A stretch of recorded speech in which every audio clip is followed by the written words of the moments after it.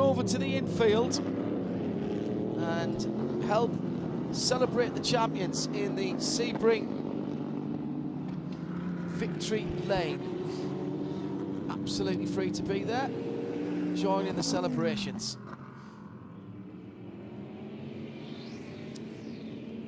Well, we've got one more lap after this, I fear,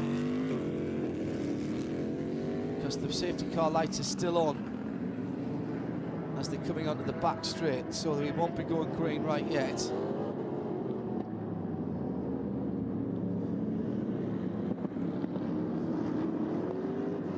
Shea, Adam, it's not all good news, this safety car. Not for our pole sitting car, the number 6 Acura Team Penske. The entire crew is up on the wall. They have the fuel nozzle, and it will be coming in imminently. Not good news though, because the pits will not open, and of course, as Jamie reminded us earlier on, that you can't come in behind the safety car. Yeah, but yeah, that car's not in contention for anything. It's in 9th place. And it won't fall any further away. No. Very nearly an accident at the back of the safety car crew there, as people weren't really watching to see what was going on. Felipe Nasr will have one more lap behind the safety car. He won't mind that so much, except for the fact that his Michelin tyres are possibly cooling down just a wee bit.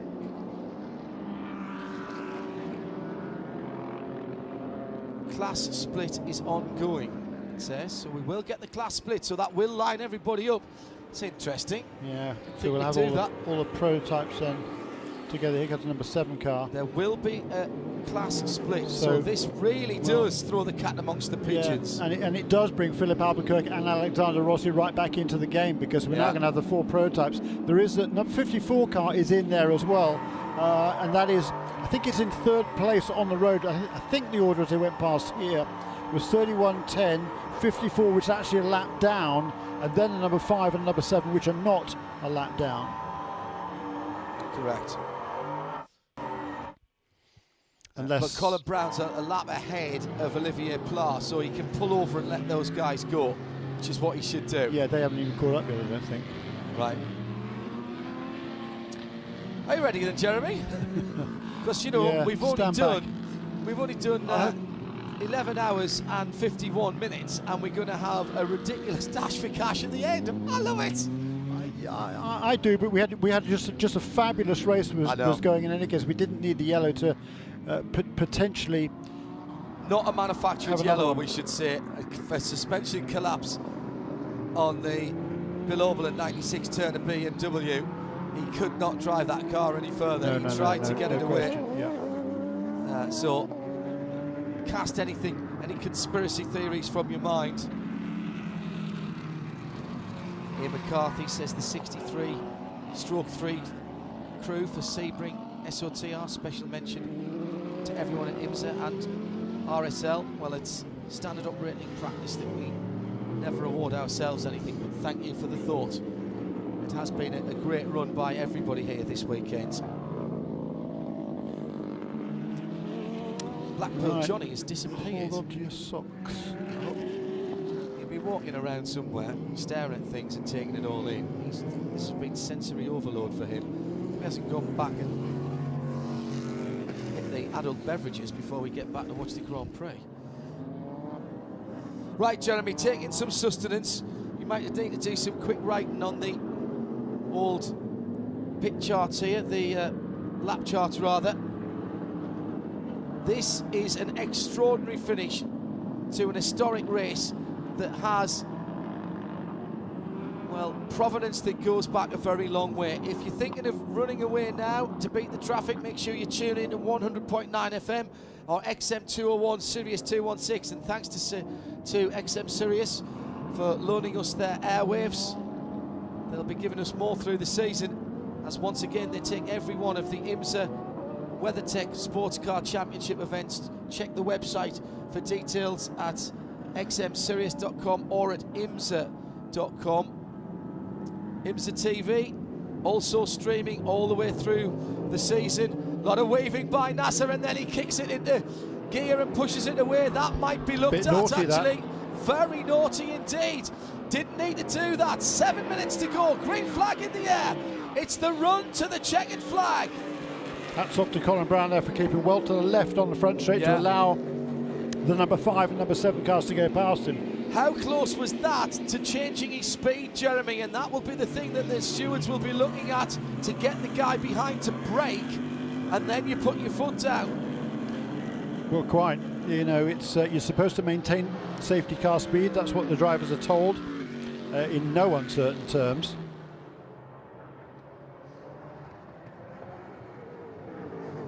So down to the... That passes the 63, I think, there. Christopher Lee's ahead. Still the two Lamborghinis leading GTD, with Chris Meese across the line in third, but I think Vilander did go through, Jeremy, you're right. And there's a heck of a scrap on. Tandy's having to fight his way through. No, Meese is still ahead of the 63, but they've got a Ford coming through there as well. It's the GT Le Mans cars, Jeremy, coming through the GT Daytona cars, and that is real danger time for everyone involved there, because it's the leaders in both categories who are fighting it out.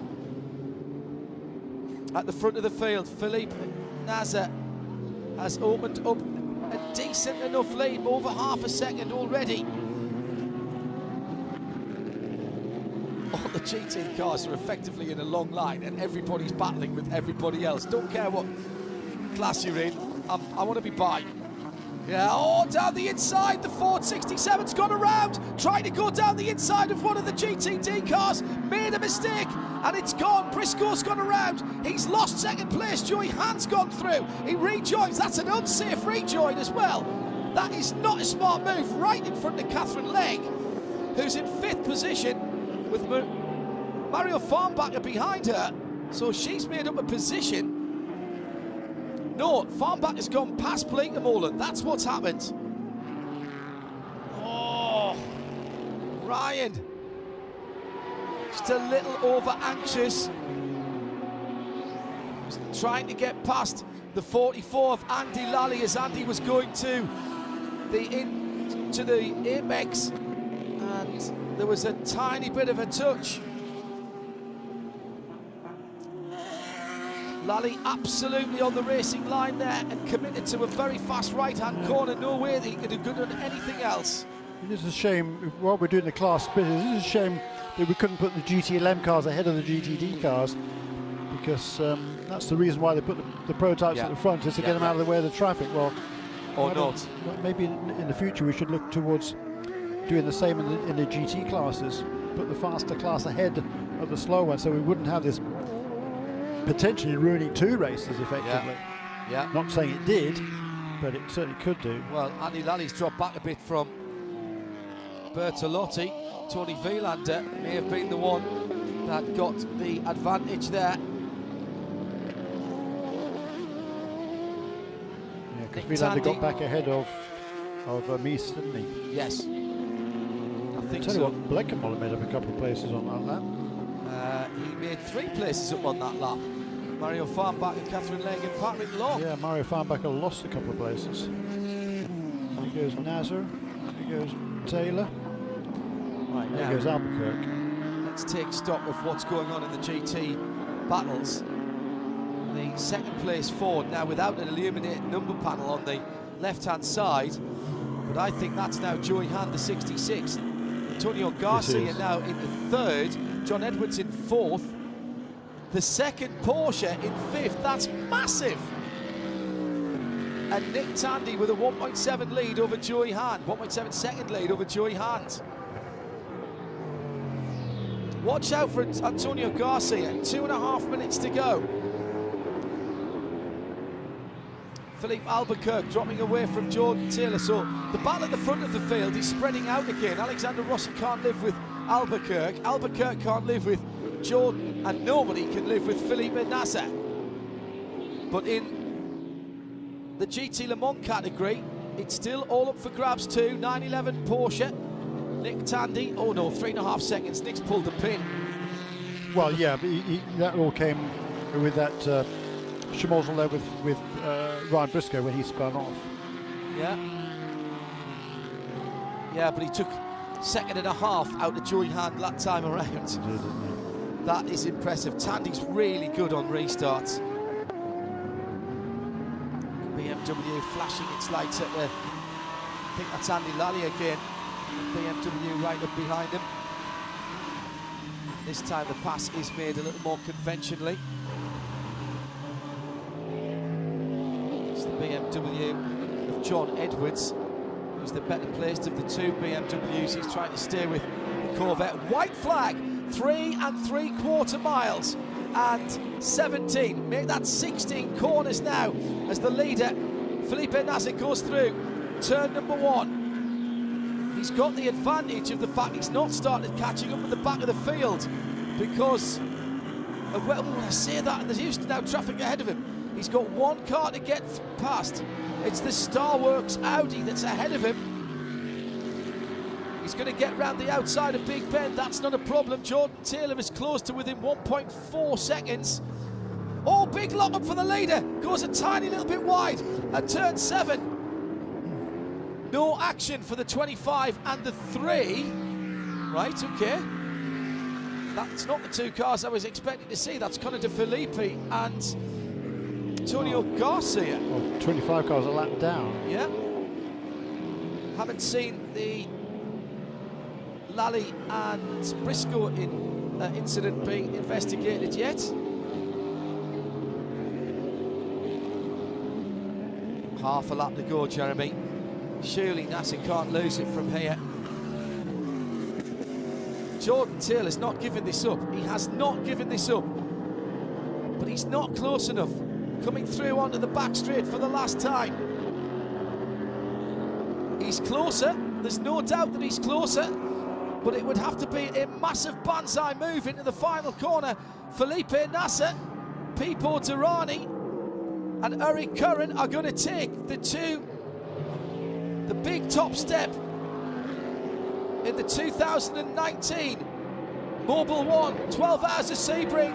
Across the line they go, and the Whelan team go absolutely mad.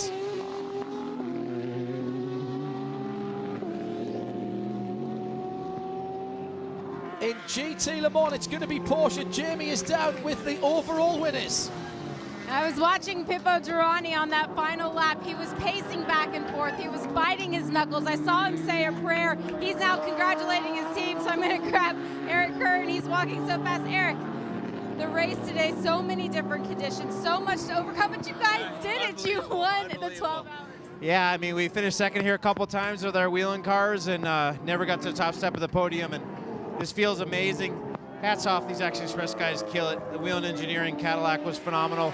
My teammates, unbelievable, did a lot of the heavy lifting today, and boy, it feels amazing to finally win this race after so many years of trying, like 15 years of trying, but it feels amazing, love it. I'm going to see if I can grab Pipo Derani real quick. He's up on the wall right now. I'm going to tap him on the shoulder. Pipo Derani giving I think he's hugged every single crew member, both from his car as well as the 5. Huge smile. 2 years in a row, Pipo, 2 different manufacturers, 2 different teams. Put this emotion into words. It's unbelievable. I'm out of words right now. Just, man, this is amazing. And it's my 3rd win here in 4 years, so couldn't be any happier. You can hear the emotion. Congratulations, Shay. At Porsche, there is a massive celebration. One team, one goal, and that is to win and to defend the win from last year.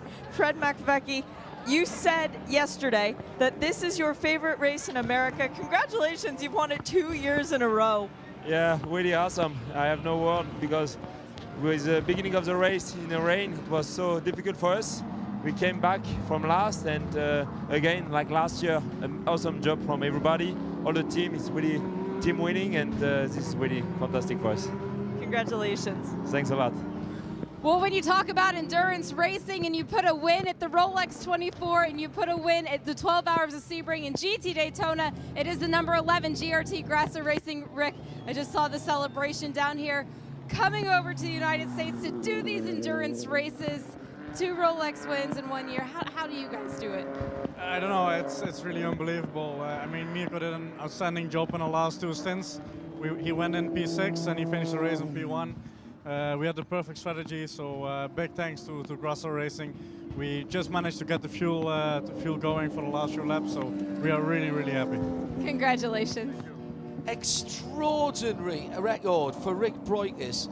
2 wins in 2 starts in the Rolex 24. His first start here at Sebring, and he's won it. He's batting 1,000 at the moment. Let's go down to Performance Tech, who've won LMP2. Shea? Hi, Brent. Congratulations. Another win in the 12 hours of Sebring, but you're stepping up with the classes. How hard was it to keep the team focused on this one? It is. This is harder than the 24. I mean, because you're flat out the entire 12 hours. So it was a pretty good weekend for us. All the guys, we had a couple of new guys, and everybody did a great job. And you just have to persevere and you push forward. It was a great weekend for us. Yeah, Andrew Evans and Cameron Castle, Sebring 12-hour rookies, now Sebring 12-hour winners alongside Kyle Masson. You sure know how to pick them, Brent. Congratulations. Thank you very much. And Sonny Whalen stepped off of the pit car. I watched the emotion. I watched that celebration. What is it like for you as the car owner watching your guys take the checkered flag at Sebring? Well, they did such a great job tonight. It was amazing to watch the race all day, starting in the rain and then going off into the sun and then into the darkness. And it was just incredible to watch them perform today. Everybody called everything right and did a great job. It's amazing. Look around at this scene right now. These are your guys. Congratulations, Sonny. Thanks so much. Thanks. Brilliant stuff from Jamie and from Shea, with all of the class winners picked up there within moments of the checkered flag, and you've heard it live from IMSA Radio here at trackside. Our Spirit of the Race award has gone to Wayne Estes and his team here at Sebring International Race Fair for delivering this incredibly complex event. Well voted. That is a really, really impressive event that's been put on and recognised by our Spirit of the Race, voted by you, the viewers and listeners. The cars will go into the Parc Fermé area. Jeremy, some final thoughts from you before we head to Michelin Post-Race Tech and turn the stream and the PA over to the formalities of the Victory Lane celebrations. Just a classic battle there. That was absolutely wonderful. Mobil 1 12 hours of Sebring. One of the best ever. A fight all the way to the finish, and once again it's Cadillac 1, 2, 3, but Acura, Nissan, Mazda, they were right there behind them, and they certainly had the pace to challenge, but Cadillac got everything together perfectly this day. And for Felipe Nasr, hats off to him, a brilliant drive. But Jordan Taylor, he kept the pressure on the whole way. No, both of those teams now have had a first place and a second place to start their seasons. Stay with us, Jeremy, for Michelin Post-Race Tech. Jamie Howe, you've done a couple of races back with us now here on IMSA Radio. You brought us rain a couple of times, but my goodness, the excitement on the track has been brilliant. Did you enjoy that? And what will you remember? I'm not going to take credit for the rain, John, but the excitement has certainly been fun to cover with you and all of Radio Show Limited, the whole team. So thank you for all of your support and everything you guys have done. What am I going to take away? Well, the races get shorter from here until the end of June, right? So look at all of the excitement, all the action that we had, the close battles in all 4 classes. That's just going to continue. Thank you, Jamie. Enjoy the rest of the evening. Best to the family. And Shea, Adam, a word from you on what has been a very, very intense 12 hours. It was crazy. Starting off with that rain shower, I thought we were in for a very, very long day. It was a long day, but for the excitement levels never really dying down, Sebring never fails to deliver. And I have to say, I can't wait until we go to Long Beach in just a couple weeks' time, because I really feel like these winners sure are going to be celebrating. But it's going to be the entirety of the rest of the field that wants redemption. And man, we're going to have some excitement on the streets of Long Beach. Every session covered live here on IMSA Radio, with the race on XM Sirius as well. And we'll be streaming it with the full live picture quality of the exact same production quality that we've had here this weekend for qualifying and the race, for those of you who don't have a network TV deal around the world. It's been brilliant. Stay tuned for Michelin Post-Race Tech. We'll dissect this a little bit more, but for now we'll turn over the pictures and the PA at Sebring with our thanks to everybody who's put this together, and the formalities will begin and the parties will start not long after that. From IMSA Radio, live from trackside, thanks for your company. We'll see you and speak to you in Long Beach.